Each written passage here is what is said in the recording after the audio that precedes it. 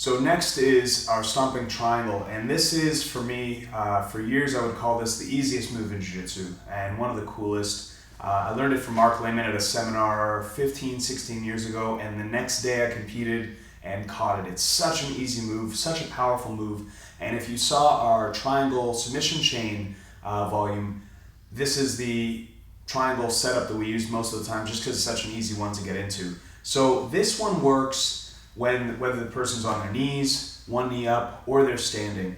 We're going to show it standing because it's easier to understand some of the concepts here. So if Stefan's in my spider guard here, again, we're dominating grips, we've got pressure here. We can think of spider guard almost as forcing him to be a marionette.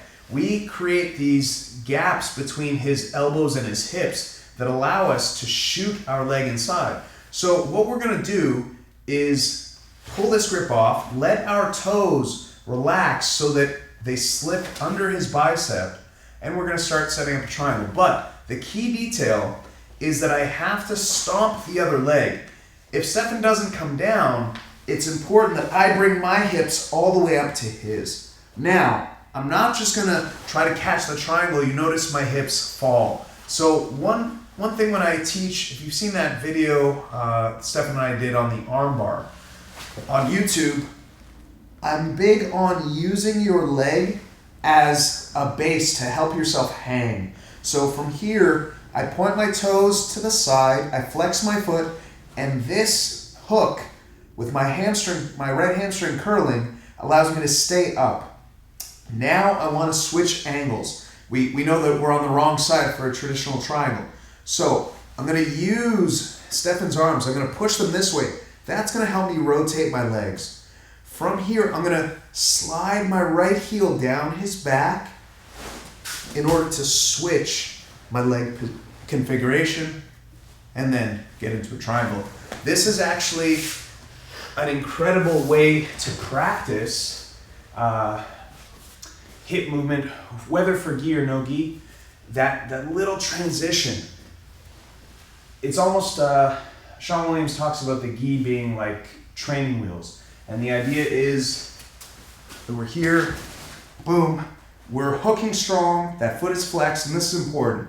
Here I feel a lot weaker for keeping that hamstring heavy, or that my weight on Stefan.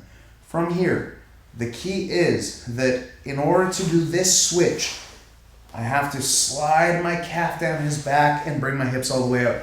Common mistake is for people to just do this and try to lock it up. I want to bring my hips, notice they're totally to my left, I want to bring them totally to my right. This movement, to practice that movement, is invaluable. And this is such an easy place from which to practice it. It's going to allow you to catch triangles and switch your angle very, very effectively. Now, if Stefan's on one knee or both knees, the move doesn't really change.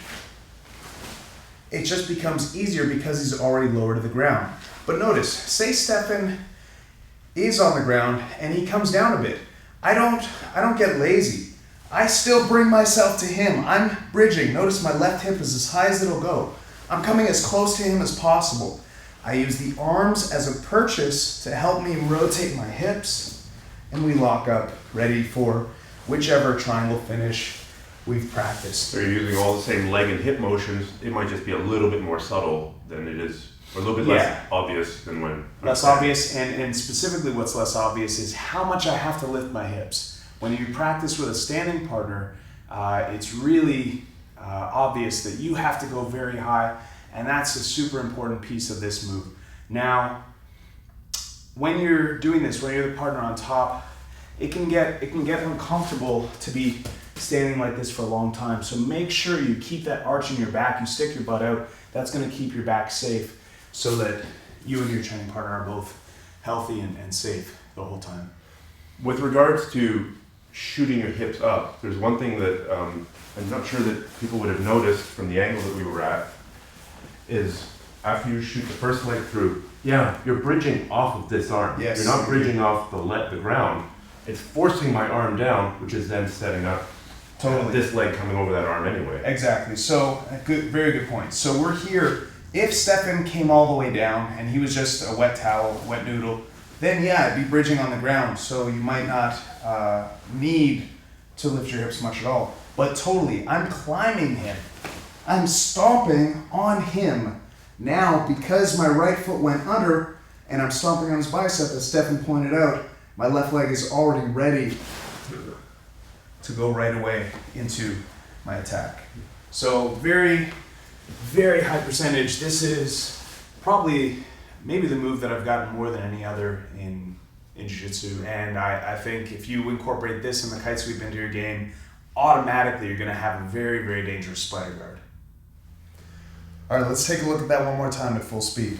So we're hipping out.